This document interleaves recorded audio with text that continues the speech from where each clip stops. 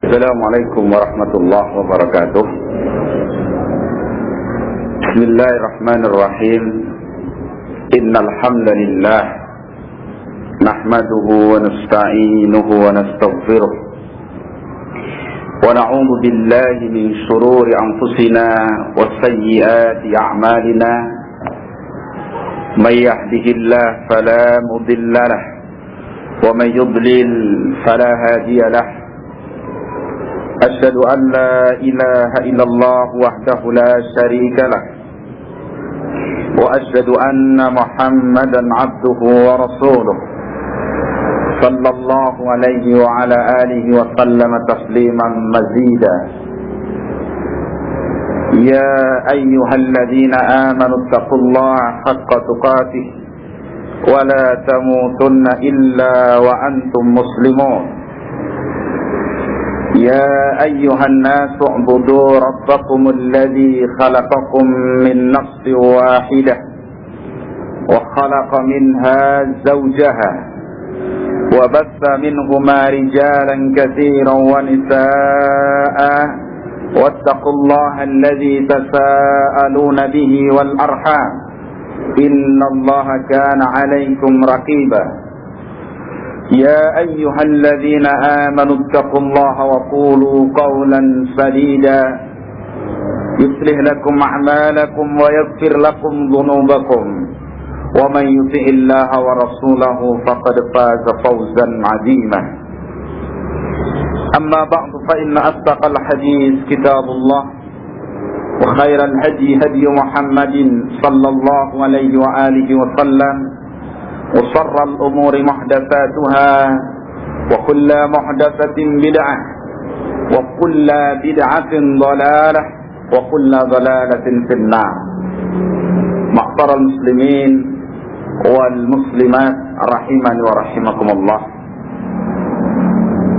Saya sampaikan ahlan wa sahlan, selamat datang di masjid yang insyaallah mulia dan diberkahi oleh Allah Subhanahu wa ta'ala ini, kepada Bapak Kepala Kampung Petang Riogan dan seluruh perangkatnya. Mudah-mudahan pertemuan kita kali ini betul-betul dibangun di atas ukhuwah Islamiyah yang kita harapkan sebagai suatu ibadah yang agung di sisi Allah Subhanahu wa ta'ala, sehingga memberikan manfaat baik ketika kita masih hidup di alam dunia ini, saat juga sampai nanti di hadapan Allah di yaumul qiyamah. Ma'syar muslimin wal muslimat rahimani wa rahimakumullah. Marilah kita panjatkan syukur kita kehadirat Allah Subhanahu wa ta'ala atas nikmat-nikmatnya yang demikian banyak, sehingga pada kesempatan yang mulia ini kita masih bisa melaksanakan kajian atau ta'lim kita sebagaimana biasa, membahas agama Allah Subhanahu wa ta'ala berdasarkan dalil-dalil dari Al-Quran ataupun dari hadis-hadis Rasulullah sallallahu alaihi wa alihi wasallam, ataupun bagaimana petunjuk para ulama kita. Nikmat yang paling besar yang Allah limpahkan kepada kita, pertama sebagai manusia, Allah mewujudkan dan menciptakan diri kita ini. Jadi adanya diri kita di dunia ini itu karena Allah Subhanahu wa ta'ala. Tidak ada satupun makhluk yang bisa mewujudkan dirinya sendiri, itu tidak ada. Dan masing-masing manusia berangkat dari asal yang sama, yaitu tetes sperma katakanlah, yang kemudian Allah kumpulkan dengan apa yang ada pada diri seorang wanita, kemudian dengan kesempurnaan kekuasaan Allah dan kehendaknya terwujudlah menjadi kita manusia seperti ini. Itu nikmat yang tidak mengingkarinya kecuali orang-orang yang sombong. Dan kita ini makhluk Allah Subhanahu wa ta'ala. Kita adalah makhluk yang Allah Subhanahu wa ta'ala meletakkan pada kita ini apa yang Allah perintahkan dan apa yang Allah melarangnya.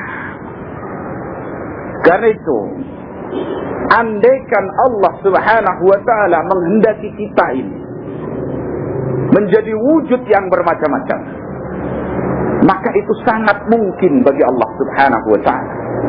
Allah nyatakan dalam Al-Quran, Ya ayyuhal insanu ma gharraka bi rabbikal karim alladhi khalaqaka fasawwaka fa'adalak fi ayyi suratin ma syaa rakkabak. Allah bertanya, wahai seluruh manusia, apa yang membuat kalian itu lupa, tertipu dengan Rabb kalian yang karim, yang mulia? Arti kenapa kalian itu kok bermaksiat kepada Rabb kalian? Kenapa kalian itu kok menyelisihi Allah subhanahu wa ta'ala? Kenapa kalian membangkang kepada Allah subhanahu wa ta'ala, zat yang maha karim, maha mulia?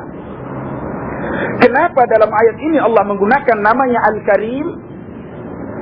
Artinya mulia, mencurahkan segala nikmatnya.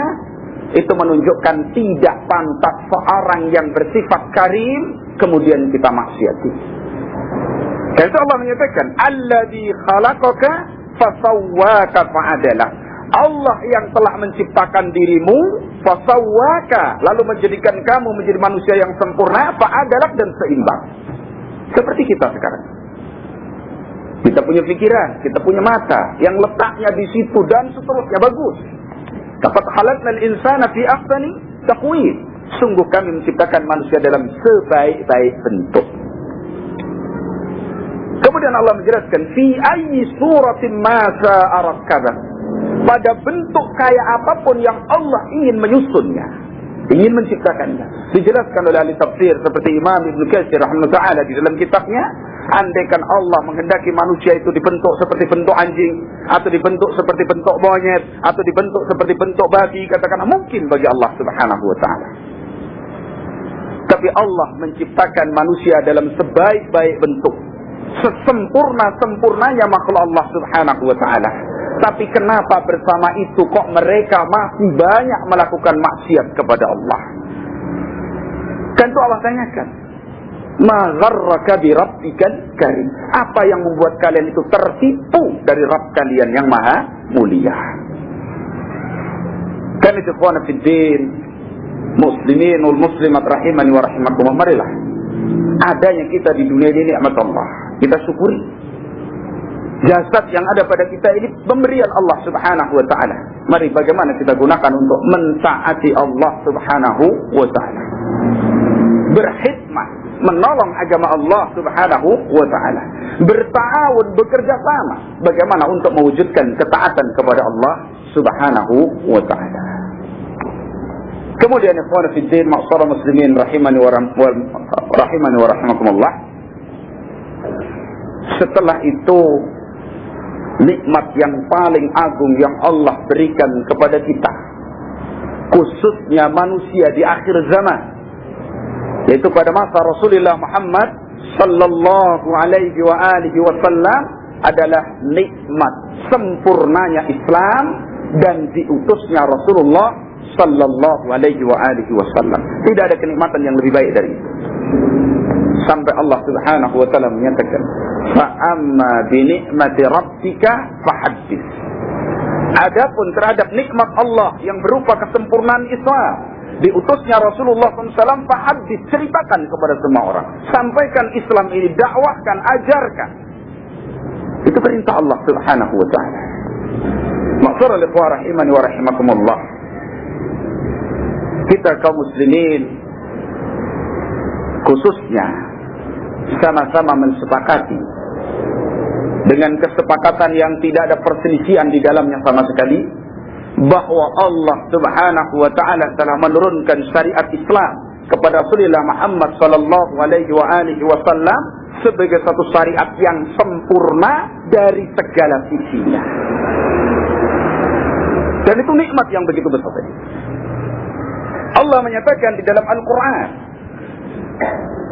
surat Al-Ma'idah ayat nomor 3. Dalam Al-Quran, surat Al-Ma'idah ayat nomor 3. Yang ayat ini merupakan penetapan, kabar pengakuan dari Allah Subhanahu wa taala bahwa Islam yang Allah berikan kepada kita melalui Rasulullah Muhammad SAW itu adalah sesuatu yang telah sempurna.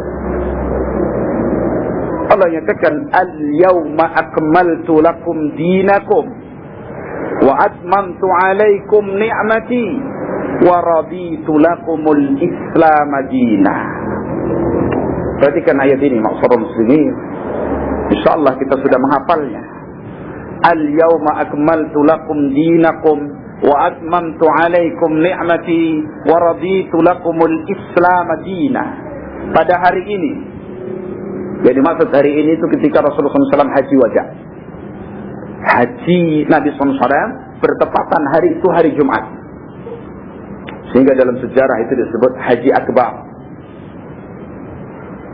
Dan itu haji Rasulullah SAW. Setelah itu Nabi SAW wafat, tidak bisa menunaikan ibadah haji lagi.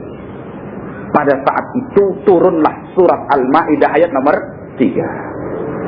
Allah menyatakan, pada hari ini telah aku sempurnakan. Telah aku sempurnakan, kata Allah, untuk kalian agama kalian.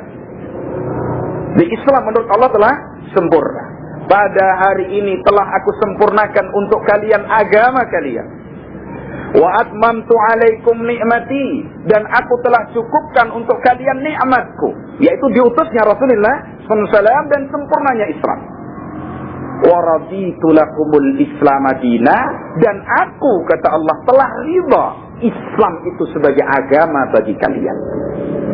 Al-Imam Ibnu Katsir menjelaskan tentang ayat ini. Beliau menjelaskan dalam kitab tafsirnya, Tafsir Ibnu Katsir, hadhihi akbaru ni'amillahi ta'ala ala hadhil ummah. Ayat surat Al-Ma'idah nomor 3 tadi, itu merupakan paling besarnya nikmat yang Allah berikan kepada umat ini, yaitu umat Rasulullah Muhammad sallallahu alaihi wasallam. Paling besarnya nikmat. Tadi kita sampaikan, nikmat pertama yang Allah berikan terbesar kepada kita, diciptakannya diri kita. Setelah kita diciptakan, maka Allah memberikan satu nikmat yang paling besar, yaitu turunnya surat Al-Ma'idah ayat nomor 3. Ya, hadhihi akbaru ni'amillahi ta'ala ala hadhihi al-ummah haitsu akmala ta'ala lahum dinahum. Karena Allah telah menyempurnakan untuk umat ini agama mereka, Islam yang dibawa oleh Rasulullah Muhammad sallallahu alaihi wasallam. Sempurna. Ya. Fala yahtajuna ila dinin ghairi. Karena itu, karena Islam sudah sempurna, maka umat Muhammad SAW ini tidak membutuhkan lagi kepada satu ajaran agama selain Islam yang telah Allah sempurnakan. Jadi kita kaum muslimin itu nggak butuh selainnya. Nggak butuh ajaran, peraturan di luar Islam itu tidak diperlukan. Bahkan itu dilarang oleh Allah Subhanahu wa taala kalau peraturan itu jelas-jelas berseberangan dengan apa yang ada di dalam agama Allah yang telah sempurna. Fala yahtajuna ila dinin ghairihi, sehingga umat ini tidak perlu kepada agama selainnya. Dan itu urusannya luas seluruhnya. Seluruh aspek kehidupan kita ini telah diatur oleh Islam. Sehingga dalam hadis, orang-orang Yahudi bertanya kepada sahabat yang mulia Salman Al-Farisi radhiyallahu anhu. Yahudi berkata kepada Salman, "Allamakum nabiyyukum kulla syai' hatta al-qira'ah?" Qala na'am, ajal, iya. Jadi Nabi kita telah mengajarkan segala sesuatu sampai qira'ah. Qira'ah itu buang hajat. Diajarkan oleh Nabi SAW. Cara buang hajat itu ada di dalam agama Islam ini. Bagaimana cara buang hajat, baik itu kecil maupun besar.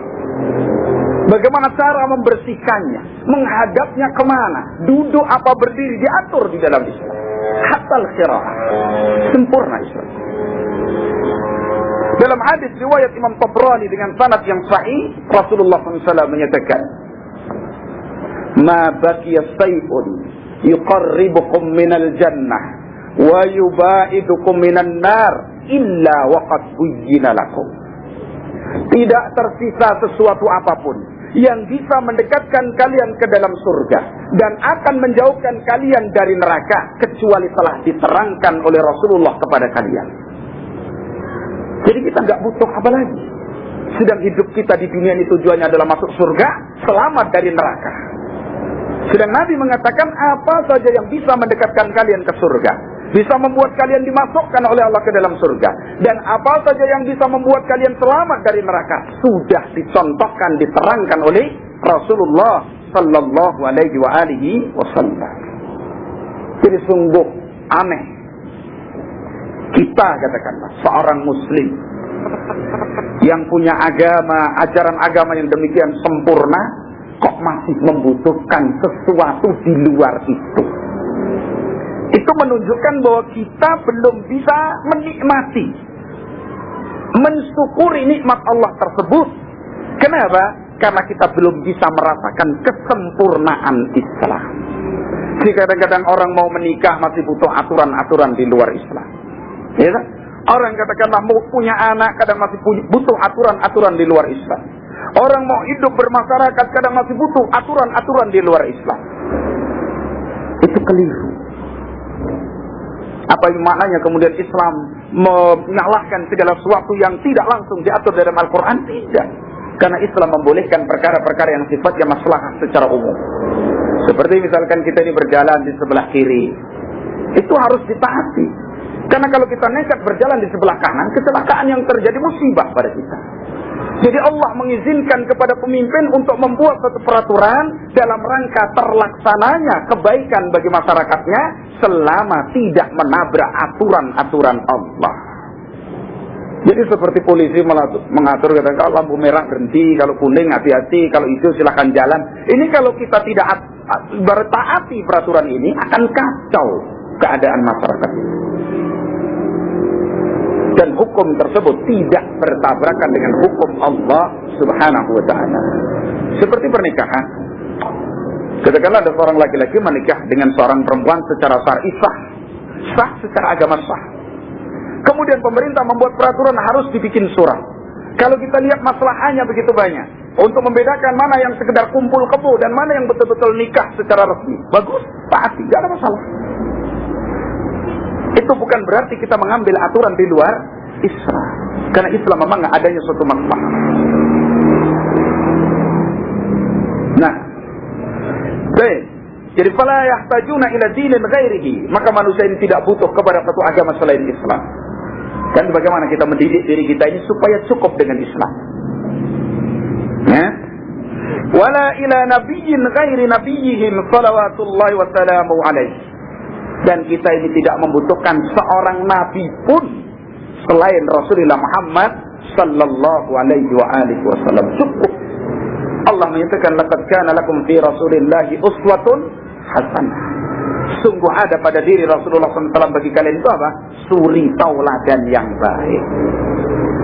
Contoh yang bagus. Nah kita ini kalau mau mengambil kebaikan mencontoh Nabi, katakan, itu masih sangat amat banyak yang belum kita ambil. Coba kalau kita lihat Rasulullah SAW, baik misalkan cara makan. Rasul itu mengatur makan gitu. Dalam hadis misalkan dari sahabat Ma'di Yakrib radhiyallahu anhu, qala Nabi sallallahu alaihi wasallam, "Ma mala'a adamiyun wi'an syarra." Tidak sepantasnya Bani Adam itu memenuhi kantong kejelekannya. Atau sus besarnya itu. Wa in kana la mahalah, kalau dia harus makan banyak. Jadi dikatakan ma mala'a adamiyun wi'an syarra. Bani Adam itu enggak boleh semestinya memenuhi kantong penyakitnya, kantong kejelekannya itu penuh. Illa biqadri ma yukimna sulbah. Mestinya makan itu seukuran bisa tegak tulang sulbi. Tulang sulbi tulang belakang. Kalau sudah tegak sehat cukup. Wa in kana la mahalah, kalau harus makan banyak kata Nabi, fasulusun li ta'ami, sepertiga untuk makanannya, fasulusun li sarabi, sepertiga untuk minumnya, fasulusun li nafsi, sepertiga untuk nafasnya.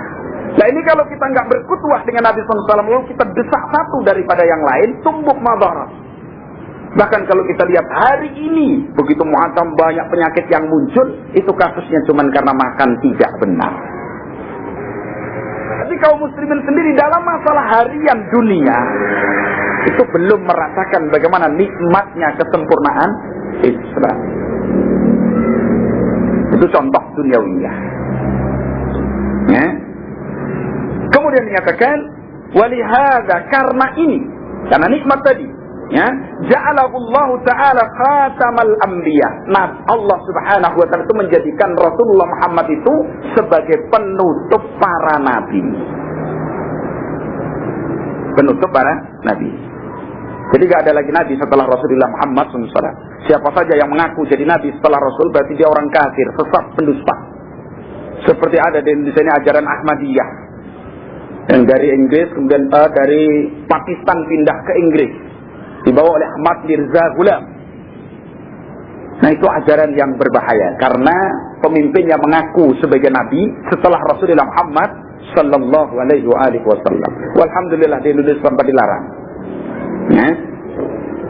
Jadi Allah Subhanahu wa taala menjadikan Rasulullah Muhammad SAW itu penutup seluruh nabi dan rasul. Ya. Wa ba'athahu ilal insi wal jinni, dan Allah mengutus Rasulullah SAW itu kepada seluruh kalangan, baik manusia maupun jin. Jadi umat Rasulullah SAW itu dua golongan, golongan manusia dan golongan jin. Jadi jin itu ada yang beriman, ada yang kafir. Sebagaimana manusia.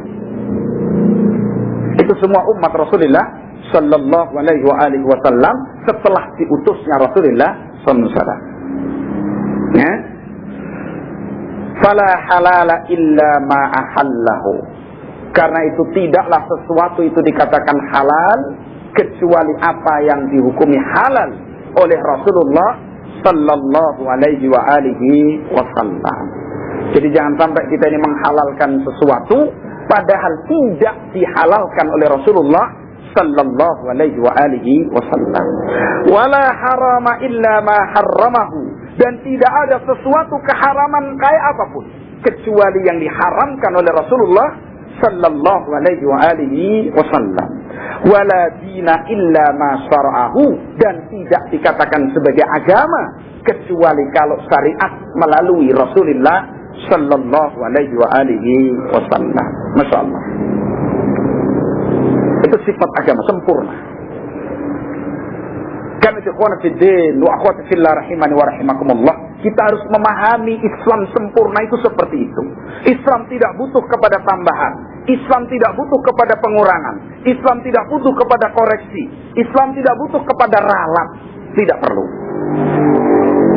Sekarang Allah Subhanahu wa taala dengan kesempurnaan ilmunya menyatakan Islam telah sempurna. Karena itu Imam Malik rahimahullah taala menyatakan, man ibtada'a bid'atan yaraha hasanatan faqad za'ama anna Muhammadan sallallahu alaihi wasallam khana risalah.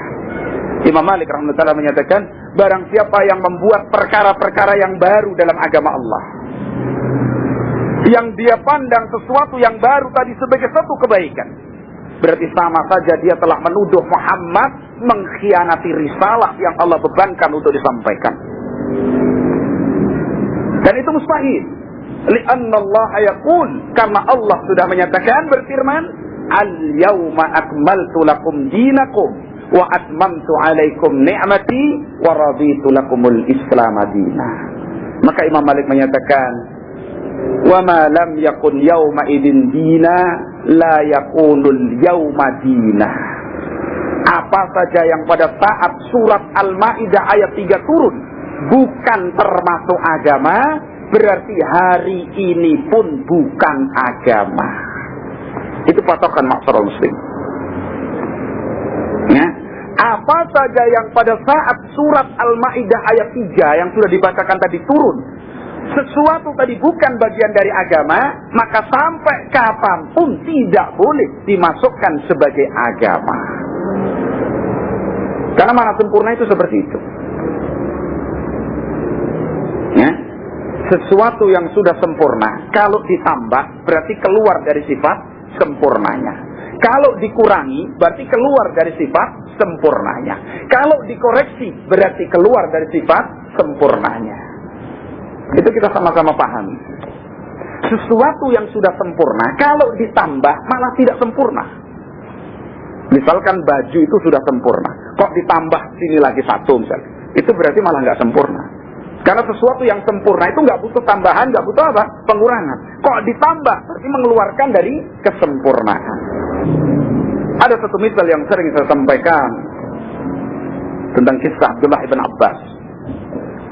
Lalu saya sampaikan masyarakat muslimin bahwa Islam memberikan syariat. Kalau seorang muslim safar ya, bepergian jauh, musafir itu loh, pergi jauh, melakukan perjalanan, itu sholat yang 4 rakaat dilakukan berapa? 2 rakaat. Itu syariat.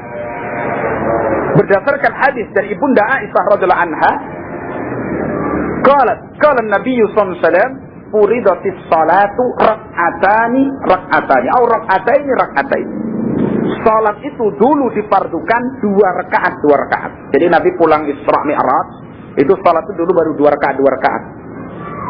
Pertama kali mendapat syariat salat itu berapa? 2 rakaat. Lalu Nabi SAW menyatakan apa? Fa'ukirrat lil musafir wajidat lil mukim. Maka ditetapkan 2 rakaat tadi fardu, 2 rakaat bagi orang-orang musafir dan ditambah bagi orang-orang yang mukim. Jadi kalau kita nggak safar, sholatnya 4 rakaat. Kalau yang 4 rakaat seperti zuhur, asar dan isya. Tapi kalau kita melakukan perjalanan jauh, misalkan sini ke Jakarta, berarti sholat kita yang zuhur, isya ataupun apa? Asar menjadi berapa? 2 rakaat. Itu sempurna, bukan mengkosong. Kenapa dikatakan sempurna? Asal syariat Allah seperti itu. Kita kaitkan dengan kisah. Abdullah bin Abbas punya 2 orang sahabat.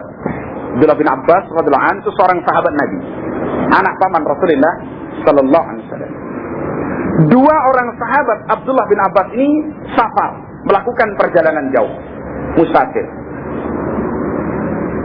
2 orang ini berbeda pendapat ketika sholat. Yang satu sholat 4 rakaat dianggap itu menyempurnakan, yang satu sholat 2 rakaat karena dia musafir. Akhirnya pulang kembali kepada Abdullah bin Abbas. Yang sholat 4 rakaat ini menyampaikan kepada Abdullah bin Abbas, "Wahai Ibn Abbas, kami berdua safar. Saya menyempurnakan sholat, teman saya mengkosor sholat, meringkas sholat, mengurangi gitu kan." Kata sahabat ini, sahabat Ibn Abbas ini, "Kami berdua safar. Saya menyempurnakan sholat, teman saya mengkosornya." Maka Abdullah bin Abbas menjawab, "Justru kamu yang mengkosor salat dan temanmu yang menyempurnakan." Bengong itu orang. Dia mengatakan saya yang menyempurnakan, teman saya mengkosor. Ibn Abbas balik, "Kamu justru yang mengkosor, temanmu yang menyempurnakan." Kenapa? Karena syariat Allah bagi musafir salat 2 rakaat. Lah kamu menambah 2 rakaat berarti mengurangi dari sifat sempurna. Sedang temanmu sempurna. Kenapa? Karena dia melaksanakan asal syariat 2 rakaat. Itu sebagai dalil bagi kita bahwa sesuatu yang sudah sempurna kalau ditambah berarti malah mengurangi dari kesempurnaan. Karena itu ma'asyiral muslimin rahimani wa rahimakumullah, setelah kita memahami bahwa agama kita ini sudah sempurna dan kita tidak butuh satupun peraturan di luar Islam, dan kita tidak butuh seorang nabi pun selain Rasulullah Muhammad SAW, dan kita yakini bahwa Islam itu tidak butuh penambahan dan tidak butuh kepada pengurangan, maka ketahuilah bahwa Islam itu dibangun di atas 3 landasan utama, 3 dasar, 3 sifat. Yang pertama, Islam itu dibangun di atas sifat al-ilmu. Islam itu agama yang ilmiah. Karena itu segala sesuatu harus diselesaikan dengan ilmu. Sehingga Allah Subhanahu wa taala menyatakan dalam surat An-Nisa, "Fa in tanaza'tum fi syai'in farudduhu ila Allahi war Rasul." Jika kalian berselisih dalam satu masalah, kembalikan perkaranya kepada Allah dan Rasul-Nya. Di situ Allah membenci perpecahan. Allah membenci betul perpecahan. Allah memerintah kita ini bersatu, dan Allah membenci apa? Perpecahan. Wa'tasimu bihablillahi jami'an wa la tafarraqu. Berpegang teguhlah dengan tali Allah, yaitu Al-Quran. Jangan bercerai-berai. Ini kaum muslimin tentang perentang. Karena itu bangunan pertama yang ingin saya sampaikan itu sebagai kunci penyelesaian masalah. Islam itu agama yang ilmiah. Karena Islam itu ilmu. Al-Quran dan Sunnah itu isinya ilmu dari Allah Subhanahu wa Ta'ala yang disampaikan oleh Rasulullah Sallallahu Alaihi Wasallam, bukan sekedar suara hawa nafsu. Karena itu Allah tegaskan tentang Nabi-Nya SAW, wa ma yantiqu 'anil hawa in huwa illa wahyu yuha. Tidaklah Rasulullah Muhammad itu berbicara melalui hawa nafsunya, hanyalah yang disampaikan itu wahyu yang Allah berikan kepadanya. Ingat, bangunan Islam yang pertama ilmu, dan ilmu itu kunci masalah. Karena itu setiap permasalahan yang terjadi di kalangan kaum muslimin harus diselesaikan dengan ilmu. Barang siapa yang mau mengembalikan kepada ilmu akan mendapatkan hasil yang sangat bagus, menumbuhkan keridhaan Allah. Kembali Islam sempurna. Sekarang misalkan di kalangan kaum muslimin terjadi dua model bentuk ibadah. Namanya terjadi apa? Perselisihan, perbedaan pendapat.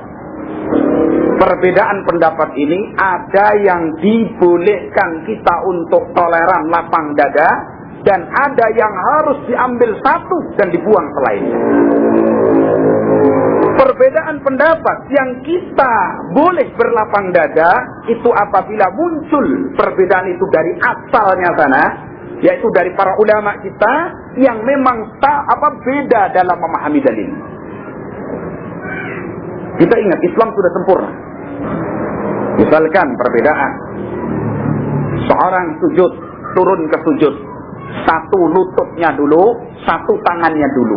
Itu perbedaan yang di sana para ulama berselisih. Kita harus lapang dada.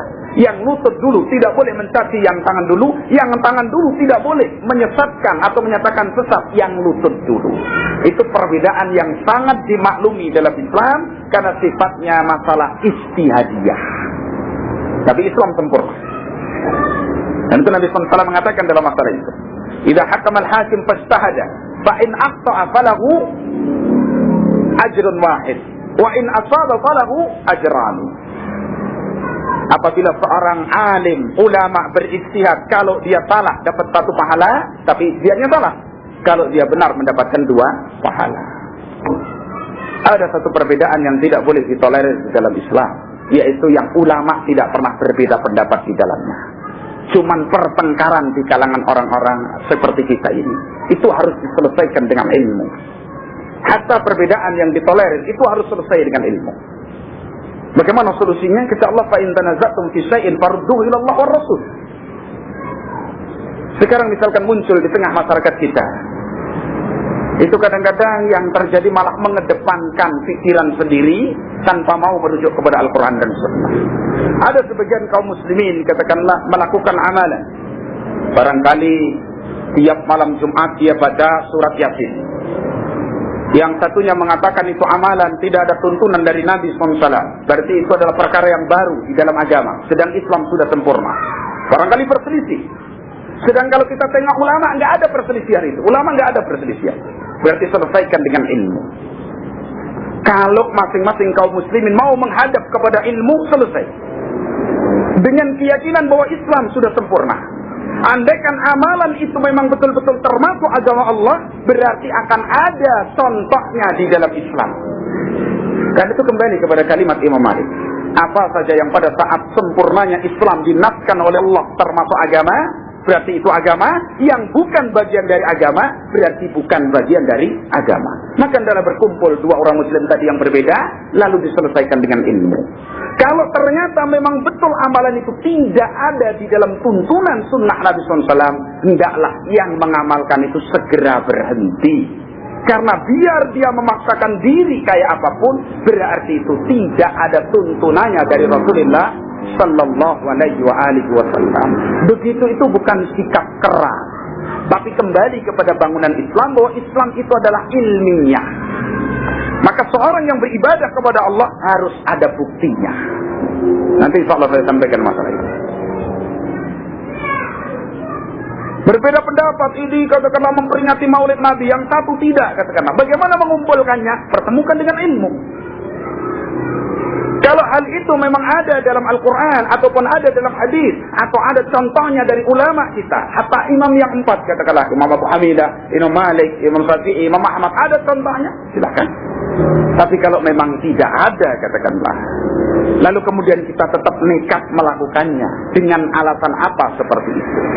Karena kita harus memahami, ma'asyiral muslimin rahimani wa rahimakumullah, kalau Islam sudah sempurna, berarti segala sesuatu sudah disyariatkan. Apa saja yang bisa membawa kita kepada surga sudah cukup. Kok ada satu ajaran yang hari ini dilakukan, tidak ada tuntunan pada masa itu, berarti Islam belum sempurna. Kan seperti itu mafhumnya. Namanya sempurna tidak butuh tambahan, tidak butuh pengurangan. Kok hari ini ada suatu ajaran, katakanlah, yang tidak pernah dikenal oleh Rasulullah, tidak pernah diketahui oleh para sahabatnya, berarti itu menunjukkan bahwa Islam belum sempurna, masih ada suatu yang kurang. Nah, kalau kita meyakini Islam itu dulu belum sempurna, lalu sekarang baru katakanlah sempurna, berarti kita menyalahkan Allah. Apa mungkin kita menyalahkan bahwa Allah itu salah ketika menyatakan Islam sempurna? Kenyataannya belum. Jadi ilmiah, bangunan pertama adalah ilmu. Kalau kita ini mau betul-betul lapang dada, dibangun dengan ilmu, insya Allah akan membuahkan satu kebaikan dan persatuan kaum muslimin. Tapi manakala yang satu mengatakan ini yang paling benar, yang satu mengatakan ini juga yang paling benar, tanpa mau merujuk kepada agamanya itu sendiri, maka sekedar pertengkaran dan perpecahan yang terjadi. Dan itu dua-duanya dicela oleh Allah Subhanahu wa ta'ala. Benar. Itu bangunan yang pertama, ilmu. Kan itu apa saja yang berselisih di kalangan kita, jangan dahulukan katakanlah suudzon atau mencaci atau mengatakan itu sesat, apalagi sampai mengkafirkan. Ini masya Allah nggak boleh. Itu bukan bagian dari Islam. Tapi duduk diselesaikan. Maka barang siapa yang memilih di luar Islam, meyakini itu sampai kepada derajat dia memilih kekufuran daripada Islam, baru kemudian jatuh hukum kepadanya. Itu sifat yang pertama, ilmu. Mari kita tanamkan pada diri kita. Kita lapang dada, ya, kemudian kita selesaikan secara ilmiah. Kalau kita sudah di hadapan ilmu, berarti kita memang tidak punya dalil, tidak punya hujah, tidak punya alasan yang diakui oleh Allah dan Rasulnya. Berarti kita ini bukan di atas ilmu. Harus mengakui, lapang dada, kemudian kembali kepada ilmu. Seperti itu. Itu Islam. Jadi Islam itu nggak butuhkan pemerasan pikiran kita. Lah saya tak bikin satu cara misalnya. Nggak ada. Sudah sempurna, cukup dari Allah. Karena itu dalam Sahih Bukhari dijelaskan asar dari seorang tabi'i. Dia mengatakan, minallahi ar-risalah. Risalah itu datangnya dari Allah. Nggak ada campur tangan manusia. Islam itu seluruhnya datangnya dari Allah. Wa 'ala ar-rasul al-bala. Dan kewajiban Nabi SAW itu menyampaikan. Ya? Nabi itu sekedar mendakwahkan apa yang datang dari Allah Subhanahu wa ta'ala. Wa 'alaina at-taslim. Dan kewajiban kita ini menerimanya, tidak protes. Kenapa salat zuhur 4 rakaat? Ya sudah diterima 4 rakaat. Ya kan? Kadang orang bertengkar, bagaimana seorang yang mengatakan nawaitu usolli mau salat, yang satu itu bid'ah, yang satu mengatakan enggak ini sunnah, tanpa mau kembali kepada agamanya. Itu kekeliruan. Jadi lebih senang bertengkar, pukul memukul katakanlah, caci mencaci, sampai ghibah katakanlah, terhadap saudara sama muslim, tapi tidak mau mengembalikan kepada agamanya yang sudah sempurna ini. Selesaikan. Bismillah dalam Fatihah, satu keras, satu tidak keras, rumus. Jadi masalah. Tapi tidak pernah mau menyelesaikan. Padahal Allah mengatakan apa? Fa in tanaza'tum fi syai'in farudduhu ila Allah war Rasul. Segera kembalikan supaya tidak tumbuh apa? Perselisihan. Lalu setelah dikembalikan kepada Al-Qur'an dan Sunnah, kok ada seorang yang memilih untuk tidak kembali kepada Al-Qur'an dan Sunnah? Ya sudah, biarkan. Kita ini diperintah untuk mengikuti Al-Quran dan Sunnah, bukan diperintah untuk mengikuti pendapat kita masing-masing. Ya. Sampai ada datang kepada kita seorang yang memprotes. Itu bismillahnya pada Fatihah kenapa tidak dikeraskan? Kan bismillah itu termasuk Al-Fatihah. Kenapa alhamdulillahnya keras kok bismillahnya tidak keras? Itu perbantahan akal. Waktu itu saya tanyakan, begini Pak, kenapa kita ini ketika sholat maghrib, kok 2 rakaat yang pertama kita baca keras, lah kok rakaat yang ketiga kok kita nggak keraskan? Kenapa itu Pak? Dia diem lama. Sampai saya tagih lagi, saya minta kenapa itu Pak? Ya namanya sholat sudah begitu contoh dari Nabi SAW. Lah demikian juga masalah bismillah itu. Jadi kalau sudah itu kembalinya sepakat kita begitu contoh dari Nabi SAW, selesai. Nggak akan gontok-gontokan lagi. Oh berarti kalau misalkan yang mengeraskan saya nggak ada tuntunan dari Nabi berarti saya berarti keliru. Atau yang barangkali melirihkan itu nggak ada tuntunan dari Nabi berarti saya keliru. Selesai masalah. Kan begitu. Sekarang misalkan seperti tadi baca Yasin malam Jumat, boleh Pak? Oh baca Quran kok dilarang? Kita ini bukan melarang baca Quran.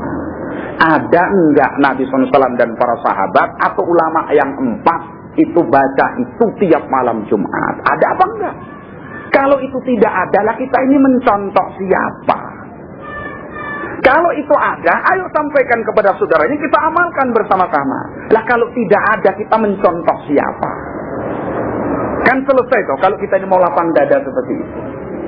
Tapi kalau mengatakan biar nggak ada pokoknya saya nekat. Kalau sampai masuk neraka biar saya yang tanggung jawab. Wala haula wala quwata illa billah.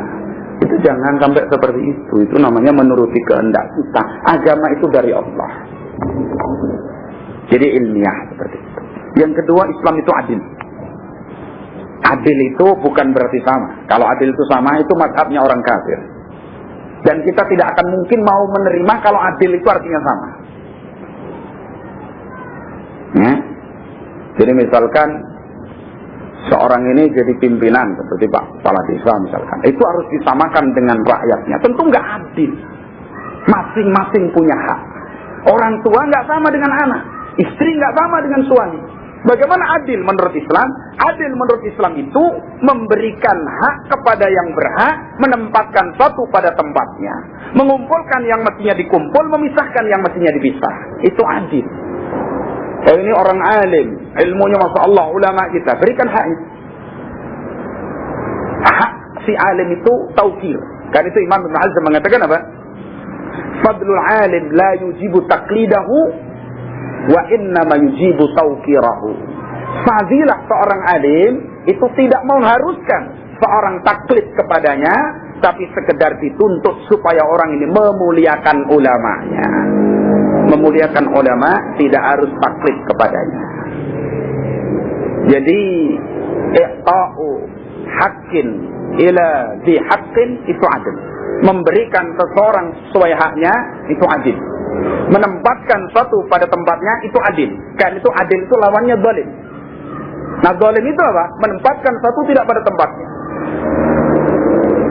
Badan kita punya hak, butuh istirahat, kita porsir. Waktunya istirahat nggak pakai istirahat, diporsir. Berarti kita zalim kepada diri kita sendiri. Akhirnya pekerjaan akan menjadi timpang. Waktunya makan tidak makan, waktunya istirahat malah makan. Akhirnya terus timpang kehidupannya. Karena itu memberikan sesuatu yang berhak kepada haknya, kepada yang mestinya diberikan, itu namanya adil. Meletakkan satu pada tempatnya. Jadi Islam itu adil. Sampai penerapan adil, maka Islam itu memberikan, katakanlah, soratan atau kritikan kepada amal yang tidak ada tuntunan dari Nabi SAW. Ya, Islam ini menyalahkan. Katakanlah seorang yang melakukan perbuatan bid'ah di dalam Islam tercela. Sampai mengatakan misalkan seorang membaca nawaitu sholli dalam salat, berarti nggak ada tuntunan dari Nabi. Karena niat tepatnya di dalam hati, maka dia tercela katakanlah. Perbuatan itu perbuatan yang salah, menyimpang dari sunnah Nabi SAW. Demikian juga perbuatan yang lain. Tapi bersama itu tidak kemudian menghukumi orangnya langsung dikeluarkan dari Islam atau dari kelompok ahli sunnah wal jamaah. Itu adil. Coba sekarang lihat bagaimana prakteknya Ali radhiyallahu anhu. Ketika kaum Khawarij itu mengkafirkan dirinya, bahkan memeranginya, bahkan mengkafirkan para sahabat, maka ketika beliau memerangi orang-orang Khawarij yang sudah mengkafirkan, menghalalkan darah kaum muslimin, ditumpahkannya dan seterusnya, Maka ketika ditanya Ali radhiyallahu anhu, apakah mereka itu orang kafir? Dari kekafiran dia lari. Apakah mereka munafik? Kalau munafik itu ibadahnya malas. Sedang Khawarij sangat semangat dalam ibadah. Tapi mereka itu adalah saudara kita yang melampaui batas kepada kita. Jadi sudah seperti itu. Kalau katakanlah kita gemes, kita kafirkan itu. Nah, orang mencaci saya untuk apa? Kadang-kadang kita akan seperti itu. Tapi kalau Islam belum menghukumi orang itu salah, berarti belum bersalah. Kalau Islam belum menghukumi orang itu keluar dari Islam, berarti tidak boleh kita kafirkan kayak apapun perbuatannya. Itu namanya adil. Kebencian tidak mengharuskan menghukumi seseorang semena-mena. Jadi Islam itu dibangun di atas dasar apa? Al-adl. Dan itu Allah menyatakan, innallaha ya'murukum bil adl. Sungguhnya Allah memerintah kalian untuk berlaku apa? Adil. Adil dalam semua hal. Kita suami punya istri, berikan hak dia. Kita punya kewajiban. Istri terhadap suami, berikan hak suami. Dia punya kewajiban. Anak kepada orang tua kepada anak, terus memberikan sesuatu kepada yang berhak. Itu namanya adil. Tidak harus sama. Dan itu perlu diperhatikan madhab yang beredar hari ini. Katakanlah kita ini, saya butuh pertimbangan antum semuanya, katakanlah. Pertimbangan. Saya punya masalah, pertimbangan. Ini contoh penerapan batilnya madhab kafir yang mengatakan bahwa adil itu sama. Lalu di sana ada seorang alim, katakanlah ustaz yang punya ilmu Masya Allah. Dia memberikan dalil dari Al-Quran dan Sunnah terhadap masalah saya tadi. Dalil, sampaikan nas dari Al-Quran dan Sunnah demikian dan seterusnya. Cuman dia seorang diri, pesertanya ada 50. Ini bagaimana ini? Yang 50 tadi, yang 49 ngacung tidak setuju kepada orang alim tadi. Padahal si alim sudah mengeluarkan dalil dari Al-Quran dan Sunnah sesuai dengan syariat Islam terhadap masalah tersebut. Kadang-kadang karena masing-masing dihukumi haknya sama, dihitung, maka si alim tadi tidak didengar. Karena anak saja, kalau kita punya anak 5, tentu tidak kita samakan. Anak bungsu umur 2 tahun pakai baju Superman, pantas. Anak kita yang pertama katakanlah umur 25 tahun, masa harus pakai baju gambar Superman ada sayapnya seperti itu dengan alasan sama? Apa kita adil seperti itu? Tidak adil, malah kita berlaku zalim kepada anak kita. Itu satu gambaran sederhana saja.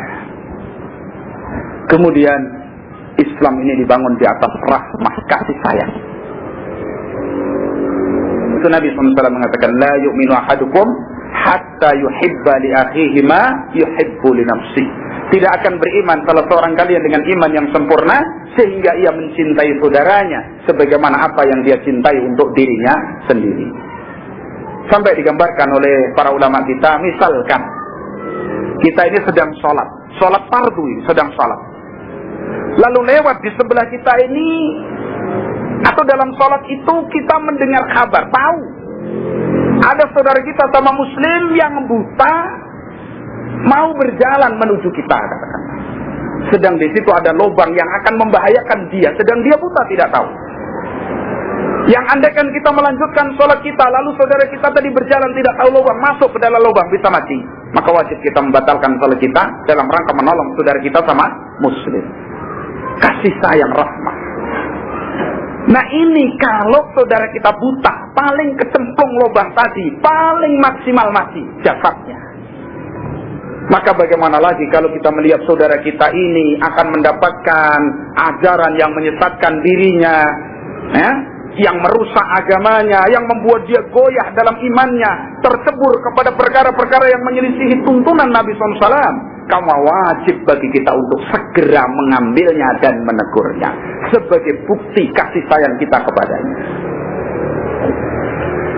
Nah, kasih sayang ini tidak harus membatalkan hukum Allah. Jangan karena suami cinta sama istrinya, alasan kasih sayang dibiarkan istrinya bermaksiat kepada Allah.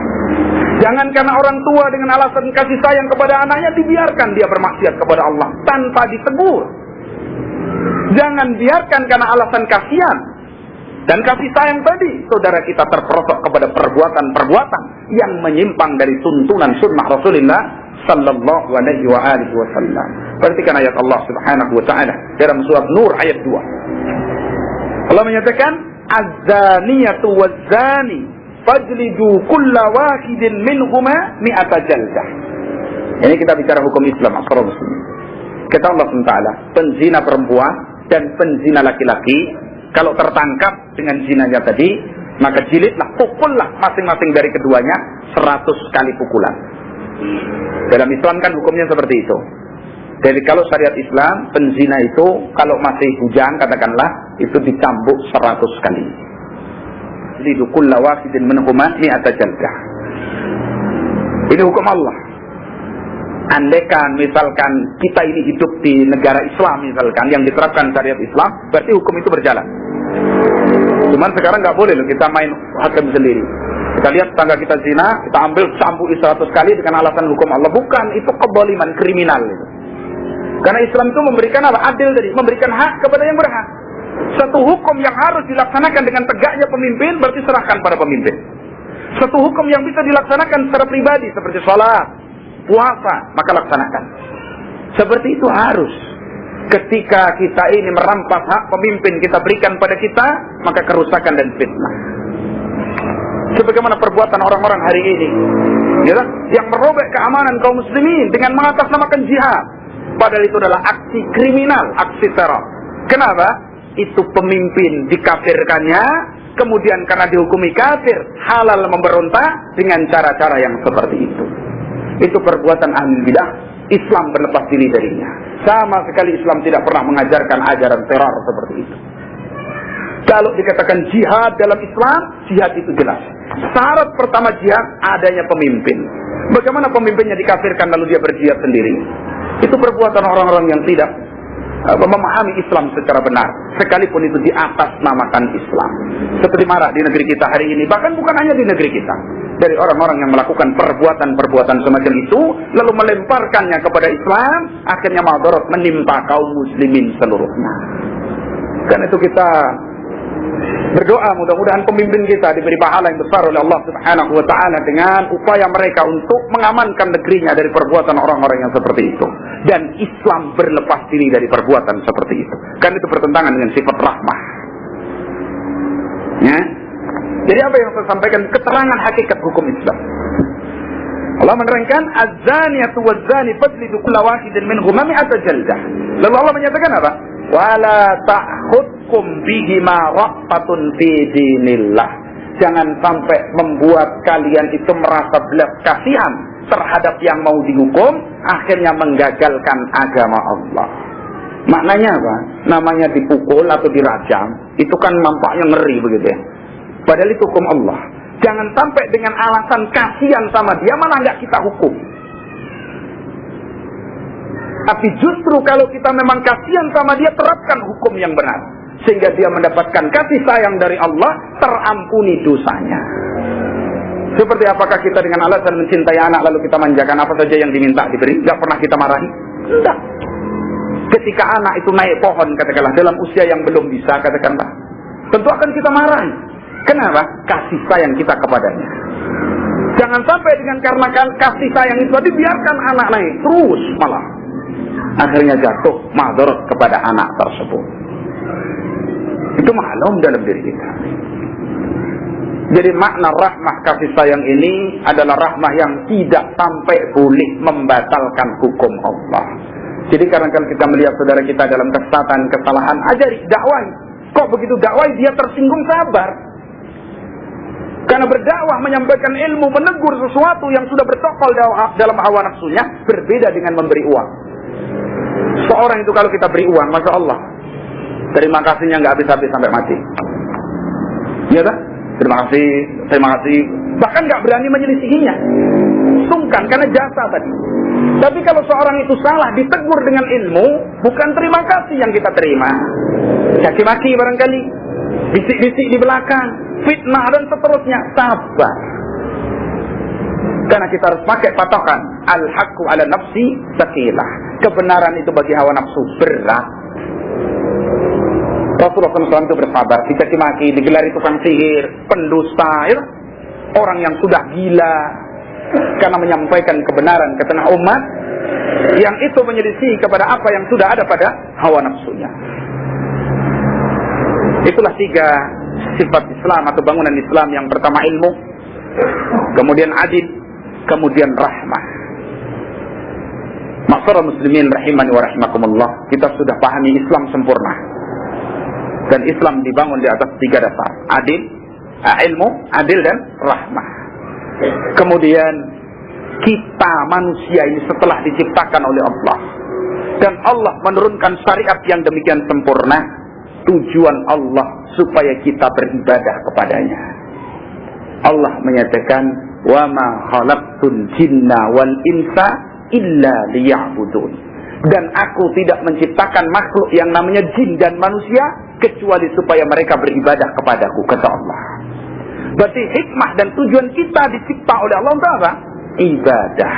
Mentauhidkan Allah, menyembah Allah saja, tidak boleh mensekutukan Allah dengan sesuatu apapun. Itu tujuan kita hidup.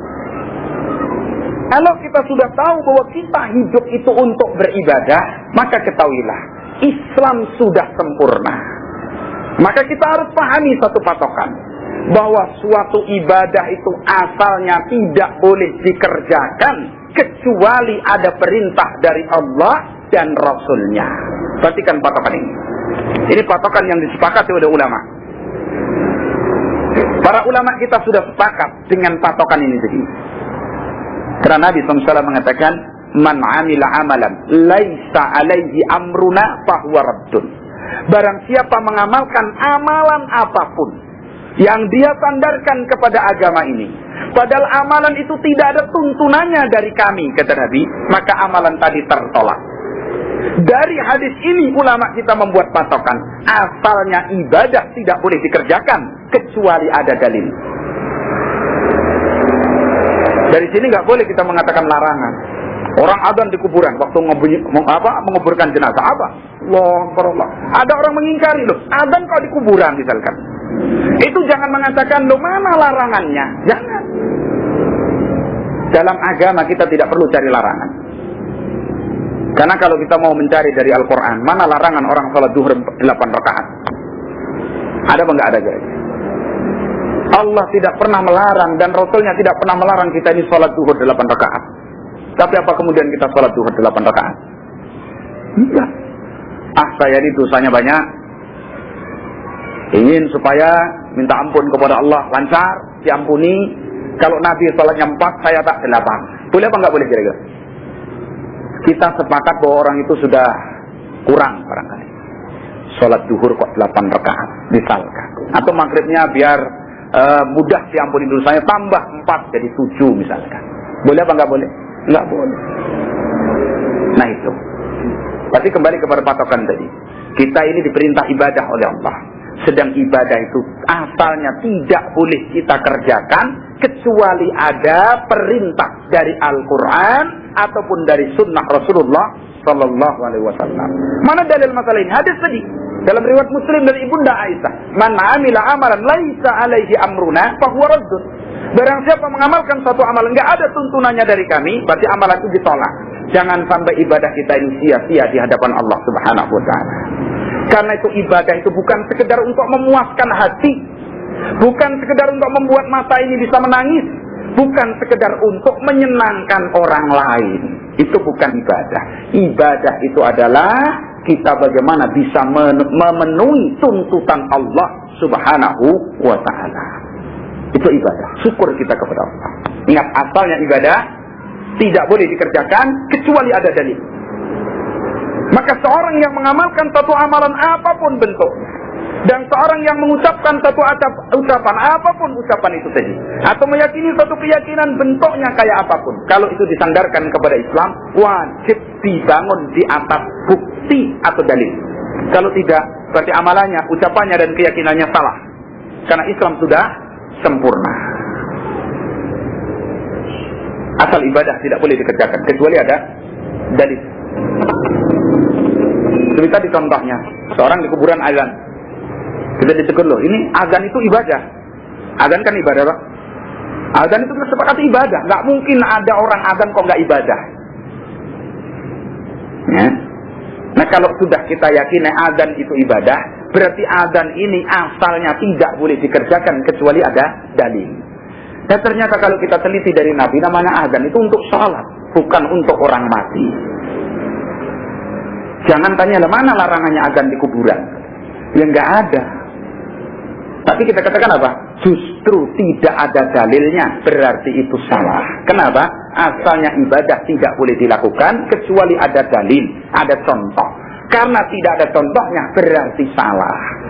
Kalau dalam masalah ibadah kita mencari larangannya, sebagaimana yang kita katakan tadi, nggak ada larangan kita di sholat duhur 8 rakaat, puasa Ramadan 35 hari, nggak ada larangannya. Atau puasa katakanlah saya mandek cuma sampai duhur misalkan, nggak ada larangannya.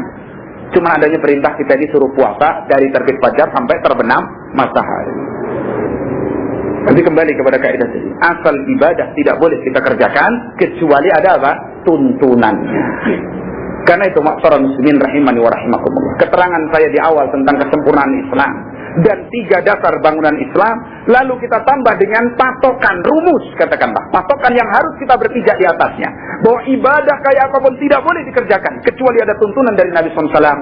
Nanti kita akan bisa merasakan nikmatnya kesempurnaan Islam.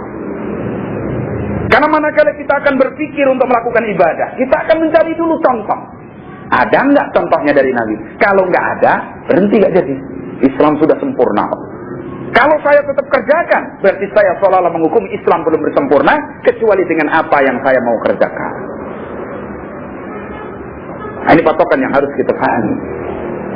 Ya, yang pertama, bahwasanya ibadah tidak boleh kita kerjakan kecuali ada tuntunan dari Nabi Sallallahu Alaihi Wasallam. Nanti akan selesai itu persengketaan tentang Maulid Nabi, tentang baca surat Yasin malam Jumat, tentang tahlil kalau mati, tentang usolin, akan selesai sendiri kalau kita mau betul-betul menyadari seperti itu.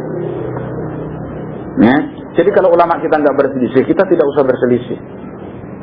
Tapi bagaimana kita segera secara persaudaraan yang bagus, kemudian kita nikmati kesempurnaan Islam sebagai karunia Allah dengan cara kita terapkan apa yang ada padanya sebatas kemampuan kita.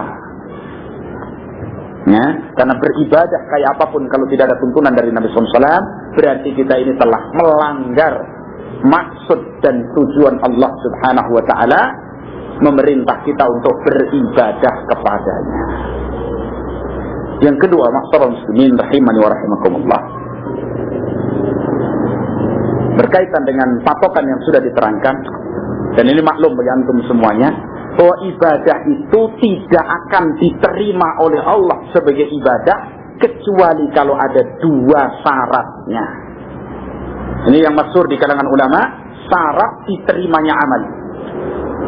Kita ini kan dihidupkan oleh Allah, diciptakan untuk beribadah. Berarti kita harus beribadah kepada Allah, harus menyembah Allah. Sedang ibadah kita kepada Allah tidak akan diterima oleh Allah kecuali ada 2 syarat. Syarat yang pertama, ikhlas, hanya Allah yang kita ibadahi. Dan ibadah itu artinya luas. Kata Syekhul Islam, al-ibadatu ismun jami'un lima yuhibbuhu Allah wa rasuluh wa yardah minal aqwali wal af'ali zahiran wa batinan. Yang namanya ibadah itu adalah segala sesuatu yang mencakup perkara-perkara yang dicintai oleh Allah dan dicintai oleh Rasulnya dan diridhai oleh Allah, baik itu ucapan atau perbuatan, baik lahir maupun batin. Itu ibadah. Berarti kita memuliakan tamu, ibadah bukan ibadah? Ibadah. Kita memuliakan ulama kita, ibadah bukan ibadah? Ibadah. Kita memuliakan tetangga kita, ibadah bukan ibadah? Ibadah. Sampai kita ini bakar sampah, kalau asapnya mau masuk rumah tetangga, izin dulu. Kalau enggak, kita zalim, menghilangkan hak tetangga. Jadi jangan itu di tanah saya sendiri, yang beli saya sendiri, kemudian kita sewenang-wenang. Tidak. Berarti ibadah itu luas. Mencintai saudara sama muslim, ibadah. Berkata yang baik, ibadah. Diem dari kejelekan, ibadah. Meninggalkan makan daging babi, ibadah. Meninggalkan mencuri, ibadah, dan seterusnya. Itu ibadah. Nah, ibadah semacam ini tidak akan dikatakan ibadah, tidak diterima oleh Allah kecuali dengan 2 dasar dan syarat. Yang pertama, ikhlas. Jadi seorang bergaul dengan saudaranya harus ikhlas, memuliakan tetangganya harus ikhlas, mata-mata mencari pahala dari Allah, menasihati saudaranya harus ikhlas. Sekalipun saudaranya mencaci maki, pertama kali mendapat nasihat karena barangkali pertentangan, sabar. Tidak kalau kita masuk masjid sendal kita dicolong orang, berarti kita ganti nyolong sendal orang lain, jangan. Karena bagaimanapun kita berarti juga mencuri. Nah, mencuri itu perbuatan yang jelek. Kadang kan kita sholat tarawih, sendal baru beli, nggak tahu raid, digondol orang katakanlah. Oh, karena sendal saya dicolong, saya juga nyolong punya orang lain. Itu dua-duanya berarti apa? Pencuri. Nggak boleh. Jadi ibadah harus ikhlaskan Allah Subhanahu wa ta'ala. Allah menyatakan, "Wa ma umiru illa liya'budullaha mukhlishina lahuddin." Tidaklah manusia itu diperintah kecuali supaya mereka beribadah kepada Allah dengan mengikhlaskan ibadah tadi. Ikhlas. Artinya jangan kita sembah kecuali Allah. Tidak usah menyembah pohon, tidak usah menyembah wali, tidak usah menyembah Syekh Abdul Qadir, tidak usah menyembah dan seterusnya dari selain Allah. Jangan minta-minta kepada selain Allah. Jangan berdoa kepada selain Allah. Jangan minta berkah kepada selain Allah. Jangan isti'anah kepada selain Allah. Jangan minta perlindungan kepada selain Allah. Jangan. Itu semua mengurangi hak Allah. Sedang penyakit yang paling Allah benci adalah kesyirikan di dalam beribadah kepada Allah. Sampai Allah nyatakan dalam Al-Quran, "Innallaha la yaghfiru an yushraka bihi." Sesungguhnya Allah tidak mengampuni dosa syirik. Ikhlas, hanya Allah yang kita ibadah. Yang kedua, ibadah itu baru diterima oleh Allah. Di samping ikhlas, dia harus mengetahui, mengilmui bahwa ibadahnya itu betul-betul ada tuntunan dari Rasulullah Sallallahu Alaihi Wasallam. Barang siapa ibadah dengan ikhlas betul, tapi cara ibadahnya tidak ada contoh dari Nabi SAW, tidak akan diterima oleh Allah Subhanahu wa ta'ala. Seorang yang beribadah sesuai dengan tuntunan Nabi dan amalnya besar seperti jihad fisabilillah, tapi kalau tidak ikhlas, tidak pula diterima oleh Allah Subhanahu wa ta'ala. Sampai ada ikhlas, ada kecocokan dengan tuntunan sunnah Rasulullah Sallallahu Alaihi Wasallam. Karena itu mari kita pahami, ma'asyiral muslimin rahimani wa rahimakumullah, patokan ini. Jadi amalan apapun yang dulu kita agung-agungkan, kita cintai, kita tekuni untuk kita ibadah kepada Allah, atau kita untuk gunakan bergaul dengan masyarakat, kok tidak ada contohnya dari Nabi, tinggalkan. Karena itu bukan ibadah. Kita jangan sampai menjadi seorang sebagaimana dikatakan ulama kita, orang itu nampaknya beribadah kepada Allah, tapi dia memaksiati Allah. Dia memaksiati Allah justru dengan ibadahnya. Loh kok aneh? Ibadah kok bisa jadi maksiat? Karena Allah itu haknya kita ibadahi. Tidak boleh kita beribadah kepada selain Allah. Dan Allah tidak minta diibadahi kecuali dengan syariat yang sudah Allah turunkan kepada Rasulnya. Maka barang siapa yang beribadah kepada Allah bukan dengan tuntunan syariat Allah Subhanahu wa ta'ala, berarti hakikatnya dia telah bermaksiat kepada Allah. Karena itu mari kita pahami dua syarat diterimanya amal ibadah, yaitu ikhlas, hanya Allah yang kita ibadahi dan kita tuju dengannya ibadah. Yang kedua, kita cocokkan amal ibadah kita ini dengan tuntunan dari sunnah Rasulullah Sallallahu Alaihi Wasallam. Apapun yang dulu kita ambil ternyata nggak ada tuntunannya, mari kita berhenti, kembali kepada ayat Allah Subhanahu Wa Taala. Dalam surat Al-Hasr, Allah menyatakan, "Wa ma atakumur rasulu fakhudhu, wa ma nahakum anhu fantahu." Apa saja yang datang dengannya Rasulullah SAW, dengannya ambil, dan tidak usah ditawar-tawar. Fattaqullaha mastata'tum, semampu kita laksanakan. Wa ma nahakum anhu fantahu. Apa saja yang dilarang oleh Nabi SAW, tidak dicontohkan oleh Nabi SAW, fantahu, berhentilah. Tidak usah kita teruskan. Karena itu dengan keadaan yang semacam ini, kita akan merasakan bagaimana nikmat Islam sempurna, dan kita bisa berlaku adil, ilmiah, dan betul-betul kasih sayang kepada saudara kita. Yang ketiga, kita tidak tergolong orang-orang yang bermaksiat kepada Allah justru dengan ibadah itu sendiri. Bermaksiat kepada Allah bukan hanya sekedar dengan apa? Dengan mencuri, dengan berzina, bukan. Bahkan ibadah bisa menjadi maksiat. Dan itu contohnya dalam hadis begitu banyak. Akhwana fiddin wa akhwati fillah rahimani wa rahimakumullah. Terakhir saya sampaikan dalam pertemuan kita kali ini, ketahuilah bahwa seorang yang bermaksiat kepada Allah dengan maksiat murni seperti mencuri, seperti berzina, seperti minum-minum khamar, itu keadaannya jauh lebih ringan, jauh lebih remeh di hadapan Allah daripada seorang yang bermaksiat dalam bentuk ibadah. Saya ulangi kalimat itu. Seorang yang bermaksiat kepada Allah dalam arti perbuatan maksiat, sekalipun itu sudah jelek, bentuknya seperti mencuri, membunuh, berzina dan seterusnya, itu lebih remeh di hadapan Allah daripada seorang yang beribadah kepada Allah tanpa tuntunan dari sunnah Rasulullah Sallallahu Alaihi Wasallam. Dan itu Imam Sufyan Ats-Tsauri menyatakan apa? Al-bid'atu ahabbu ilal iblis minal maksiyah. Kebid'ahan atau sesuatu yang diada-adakan dalam Islam tanpa ada contoh dari Nabi, itu namanya bid'ah, itu lebih disenangi iblis daripada maksiat. Kita jumpai orang yang maksiat, mencuri, berzina, itu kalau dikatakan dia mengakui, maka dilakukan secara sembunyi-sembunyi. Orang berzina gak mungkin di tengah jalan, seperti itu gak mungkin. Dia sembunyi-sembunyi. Orang mencuri itu sembunyi-sembunyi, kalau terang-terangan merampok namanya. Dan itu pun kalau ditegur, loh kamu lakukan ini, sadar bahwa itu salah, itu perbuatan dosa, mengakui, dia pelakunya itu mengakui. Sekarang bandingkan dengan orang-orang yang melakukan amalan tanpa ada tuntunan dari Nabi SAW, tidak dilakukan secara sembunyi, bahkan diterang-terangkan, disiarkan, dibelanya, dibiayai dan seterusnya. Padahal itu perkara yang jelas-jelas tidak ada tuntunan dari Rasulullah Sallallahu Alaihi Wasallam. Bahayanya seperti itu. Seorang mau meraup pahala dari sisi Allah, tapi dengan suatu yang tidak ada tuntunan dari Nabi SAW. Itu perbuatan yang sangat maksiat kepada Allah, lebih dari maksiat biasa. Satu contoh dalam hadis saya sampaikan.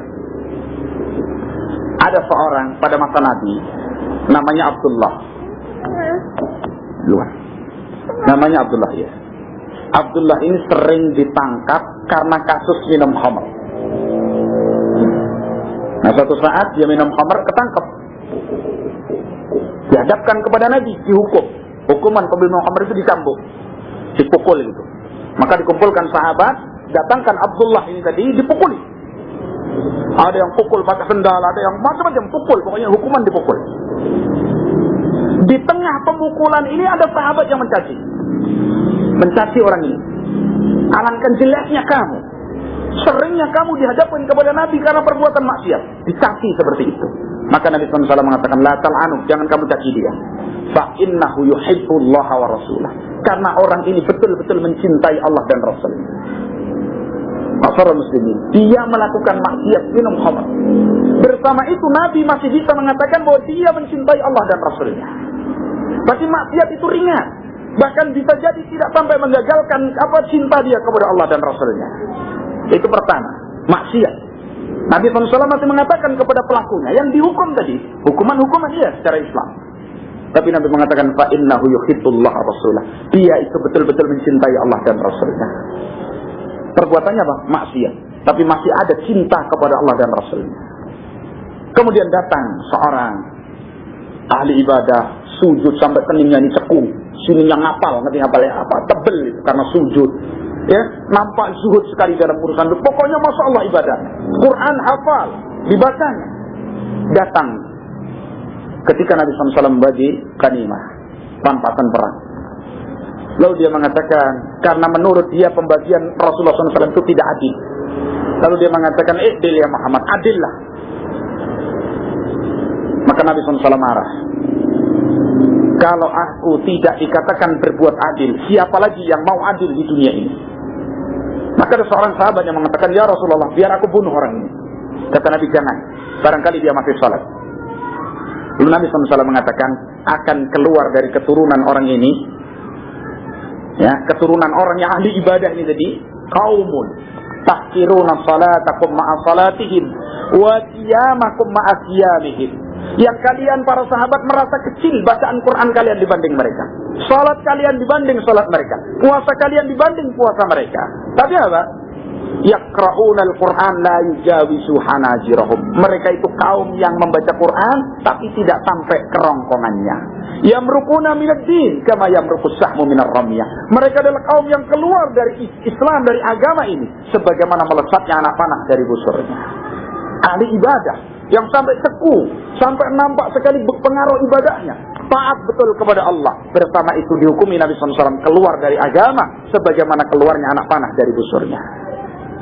Sedang tadi yang minum khamar dikatakan dia mencintai Allah dan Rasulnya. Itu menunjukkan bahwa ibadah yang tidak ada tuntunan dari Nabi SAW jauh lebih berbahaya daripada kemaksiatan biasa yang terjadi pada manusia. Ibadah baca Qur'annya, salatnya, dan seterusnya tidak pakai tuntunan Nabi, sehingga membuat dia malah keluar dan jauh dari apa? Agama Allah Subhanahu wa ta'ala. Dan kemari kita pahami patokan-patokan yang sudah diberikan, bahwasanya Islam sudah sempurna. Kita harus berlaku adil, ilmiah, dan betul-betul kasih sayang kepada saudara kita dengan patokan syar'i. Yang ketiga, bahwa kita tidak boleh melakukan ibadah kecuali ada tuntunan dari agama kita. Yang keempat, bahwasanya perkara-perkara yang tidak ada tuntunan dari Nabi SAW dalam ibadah jauh lebih berbahaya dari perbuatan maksiat.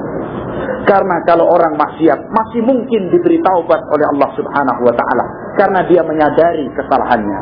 Adapun orang-orang yang melakukan bid'ah, dia tidak pernah menyadari akan kekeliruannya, bahkan dijadikan itu sebagai ibadah dia kepada Allah Subhanahu wa ta'ala. Ma'asyiral muslimin rahimani wa rahimakumullah, barangkali itu yang bisa saya sampaikan pada kesempatan sore kali ini.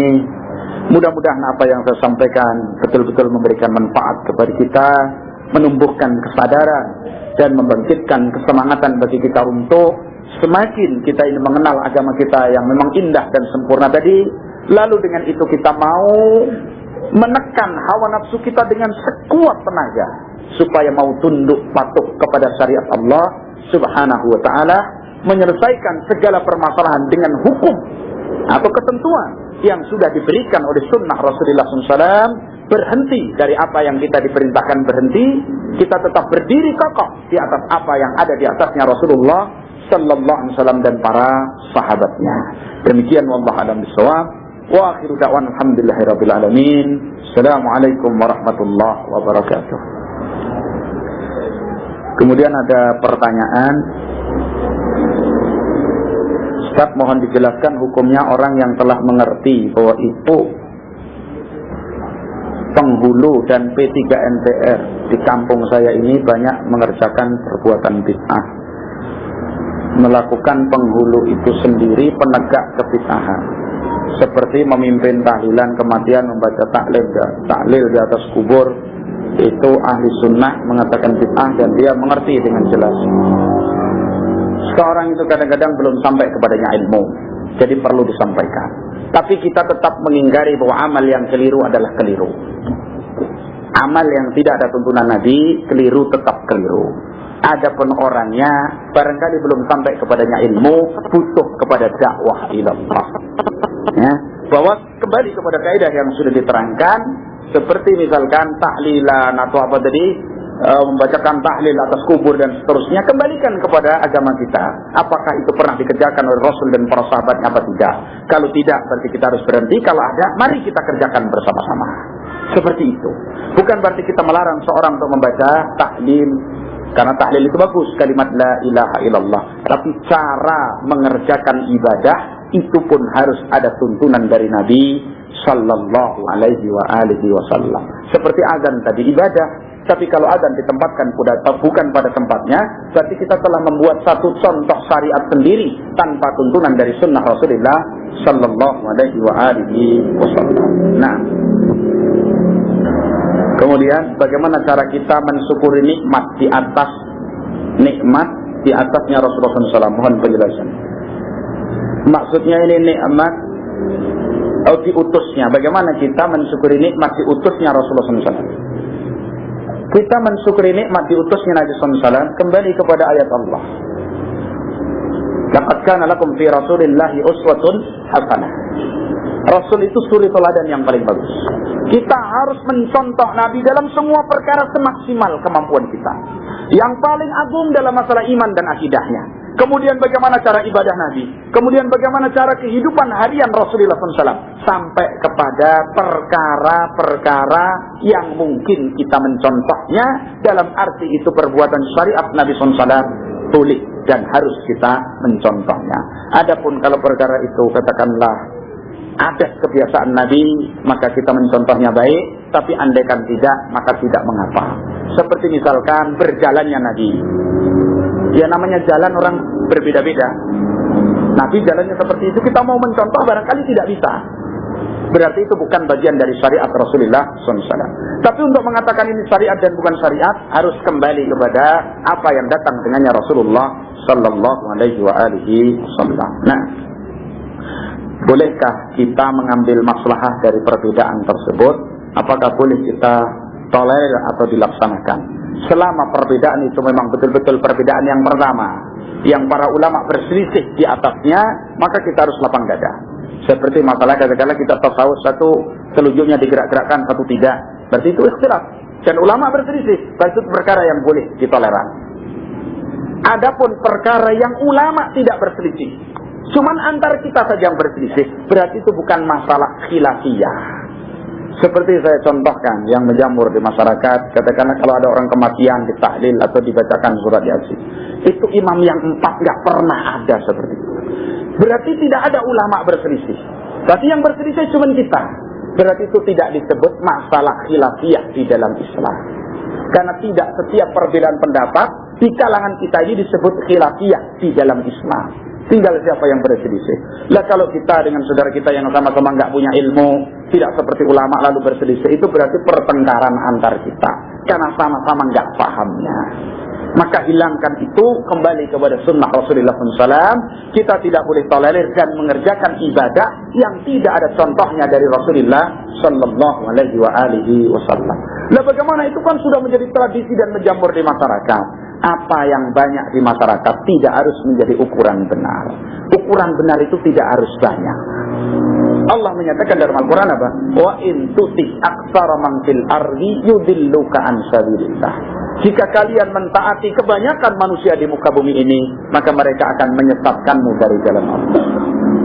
Jadi pijakannya adalah Al-Quran dan Sunnah sebagaimana petunjuk para sahabat, dan ukurannya seperti itu. Apa yang ada padanya berarti benar, apa yang menyelisihinya berarti wajib untuk kita tinggalkan. Nah, wallahu a'lam bishawab. Apa sebabnya kita tidak mudah meyakini bahwa Islam itu sudah sempurna disampaikan oleh Rasulullah SAW? Mohon penjelasan. Yaitu kembali kepada diri kita masing-masing. Sebenarnya kalau kita ini mau betul-betul mengakui sebagai orang Islam dengan agama kita, lalu kemudian mau menggali Islam itu dengan sumber yang sebenarnya, lalu kita mau menekan hawa nafsu kita itu tidak ikut campur bicara dalam urusan agama, insya Allah kita akan menjadi orang yang mudah mengakui kebenaran itu. Tapi mana lagi kita pikir, lalu kemudian disampaikan, kok kayaknya nggak cocok dengan saya, oh itu berarti sudah bukan kelompok saya, itu bukan berarti bukan semadhab dengan saya dan seterusnya. Tanpa mau digali, berarti ini akan menghalangi ilmu dari kita. Tapi mana kita mau terbuka kembali kepada kaidah ilmiah, kita coba habis ini kemudian kita baca dalam agama kita dari kalamnya para ulama ada memang atau tidak ada, berarti kita mau belajar kepada Islam ini. Dengan belajar lalu kita dapat ilmu, insya Allah kita akan mudah mengalahkan hawa nafsu kita. Tapi manakala kita mendengar itu beda dengan saya, oh berarti itu bukan kelompok saya, lalu antipati dan tidak mau belajar, ya kita tidak akan pernah bisa mengalahkan hawa nafsu kita. Kembali kepada patokan bahwa agama itu datangnya dari Allah, dituntunkan oleh Rasulnya. Apa saja yang ada padanya Rasulullah SAW berarti itu agama, yang tidak berarti bukan. Kan begitu praktis sebenarnya. Cuman ya itu kadang-kadang dominasi hawa nafsu itu, masya Allah. Ya, jadi orang sedikit mendengar kalimat itu bid'ah, itu sudah masya Allah, oh ini aliran keras. Padahal Nabi sendiri mengucapkan kalimat itu. Awas, hati-hati, bahaya kesyirikan dalam beribadah kepada Allah. Padahal itu Al-Quran menyampaikan bahwasanya itu bahaya. Kemudian dianggap, oh itu berarti aliran Islam garis keras pada seterusnya. Akhirnya tidak mau mempelajari Islam. Mandeklah dia dalam kesesatannya dan sulit mendapatkan petunjuk dari Allah Subhanahu wa ta'ala. Nah, ada beberapa hadis tentang fadilah membaca surat Yasin, tempat dan waktunya, sehingga sebagian umat Islam mendengarkan penjelasan tentang hadis itu dan pedomannya, dan mereka umumnya tidak tahu bahwa hadis tersebut dhaif, lemah. Bagaimana cara memberikan penjelasan pada mereka akan hal tersebut? Sebenarnya kita ini mudah kalau mau Katakanlah nggak usah kita belajar mustalah hadis misalkan, mudah. Kita lihat saja atau tanya kepada guru kita yang mengajarkan seperti itu, apakah ada dari ulama yang mengerjakan seperti perbuatan kita ini? Itu aja. Kalau ada di kitab ulama, tolong jelaskan. Apalagi ustadznya itu misalkan bisa bahasa Arab, bisa baca kitab. Katakanlah Imam Syafi'i misalkan mengatakan, tunjukkan mana Pak Ustadz kitabnya Imam Syafi'i yang menerangkan tentang perbuatan seperti itu. Nah, itu kan mudah, kita nggak perlu meneliti sendiri, mudah. Karena itu kaum muslimin hari itu wajib bertanya kepada gurunya tentang ibadah yang diajarkan kepadanya, ada apa tidak ada tuntunannya. Karena jangan kita ini beragama nanti malah ditipu oleh seseorang, jangan. Nah, kalau ustadznya sendiri nggak bisa mendatangkan dalil misalkan, berarti itu tidak bisa diambil ilmu tersebut. Minimal ditunjukkanlah bukunya, atau minimal dia janji, udah besok saya bawakan, bagus. Karena barangkali hafalan orang itu tidak mencakup seluruhnya, boleh. Tapi betul-betul harus dipenuhi. Karena kita berdakwah itu mengajak umat supaya betul-betul bisa beribadah kepada Allah, bukan sekedar mencari popularitas. Tidak. Jangan sampai menipu kaum muslimin. Barang siapa menipu umat Muhammad SAW, maka siksaannya begitu berat di hadapan Allah Subhanahu wa ta'ala. Seorang yang diberi ilmu oleh Allah harus jujur menyampaikan ilmu kepada saudaranya kaum muslimin, sehingga dia betul-betul bisa mendapatkan ilmu untuk kembali bisa beribadah kepada Allah secara apa? Benar. Wallahu a'lam bishawab. Demikian barangkali pertanyaan yang disampaikan. Mudah-mudahan jawaban tadi bisa difahami. Wallahu a'lam bishawab. Wa alhamdulillahirabbil alamin.